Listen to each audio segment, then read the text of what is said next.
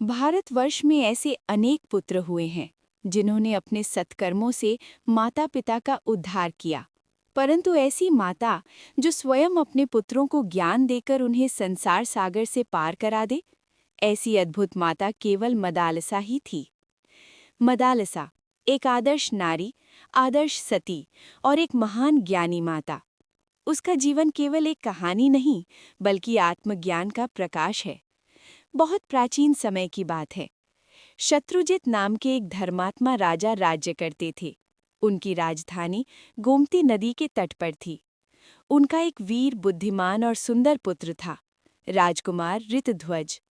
एक दिन नैमिषारण्य से गालव मुनि उनके दरबार में आए।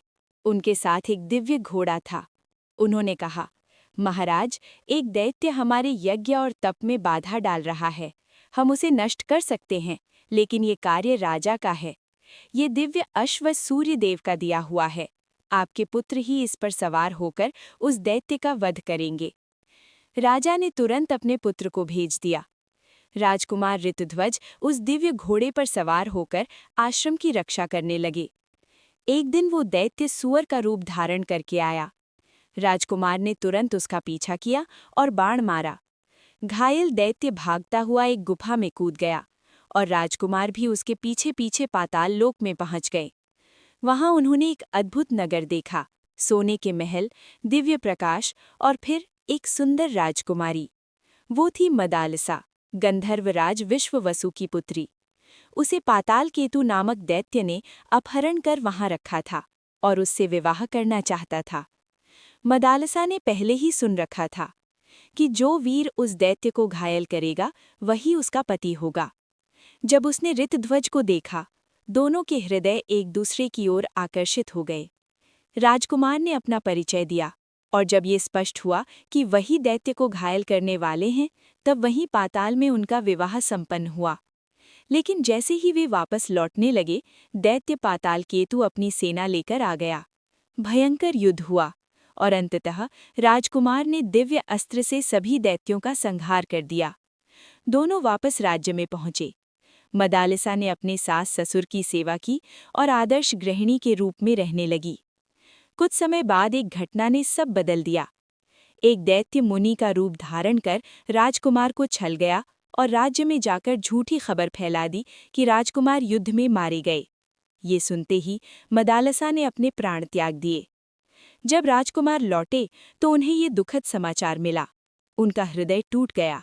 उन्होंने प्रण लिया, मैं मदालसा के अलावा किसी और को स्वीकार नहीं करूंगा। समय बीता। नागराज अश्वतर ने तपस्या की और भगवान शिव के आशीर्वाद से मदालसा को पुनः जीवित किया, अपनी पुत्री के रूप में। जब राजकुमार को ये ज्ञात हुआ तो वे फिर अपनी प्रिय मदालसा से मिल पाए। राज्य में उत्सव मनाया गया। कुछ समय बाद राजा शत्रुजित का देहांत हुआ और ऋतध्वज राजा बने, मदालसा महारानी। अब कहानी का सबसे अद्भुत भाग शुरू होता है। मदालसा के 4 पुत्र हुए। पहले 3 पुत्रों को वो लोरी सुनाते हुए आत्मज्ञान देती थी। वो कहती, तुम शरीर नहीं हो, तुम शुद्ध आत्मा हो। उसके उपदेश से तीनों पुत्र वैरागी बन गए। जब चौथा पुत्र हुआ, राजा ने कहा, अब इसे गृहस्थ और राजकाज योग्य बनाओ। मदालसा ने सहमति दी और उसका नाम रखा अलर्क। उसने अलर्क को राजनीति, धर्म, अर्थ और जीवन का संतुलन सिखाया। बड़े होने पर माता पिता ने अलर्क को राजगद्दी पर बिठाया और स्वयं वन में तपस्या करने के लिए चले गए। जाते समय मदालसा ने अलर्क को एक अंगूठी दी और कहा, जब तुम पर कोई संकट पड़े तो इस अंगूठी के भीतर छिपा उपदेश पढ़ना और उसके अनुसार कार्य करना। अलर्क ने गंगा यमुना के संगम पर अपनी राजधानी बसाई, अलर्कपुरी। कुछ समय बाद जब वो भोगों में आसक्त हो गया, तब उसके बड़े भाई सुबाहु ने काशीराज की सहायता से उस पर आक्रमण किया। संकट को देखकर अलर्क को माता की बात याद आई। उसने अंगूठी खोली। उसमें लिखा था, संग त्याग दो, और यदि त्याग ना कर सको तो सत्संग करो। कामना छोड़ दो, और यदि ना छोड़ सको तो मुक्ति की कामना करो। इस ज्ञान ने अलर्क का जीवन बदल दिया। वो महात्मा दत्तात्रेय की शरण में गया और आत्मज्ञान प्राप्त कर कृतार्थ हो गया।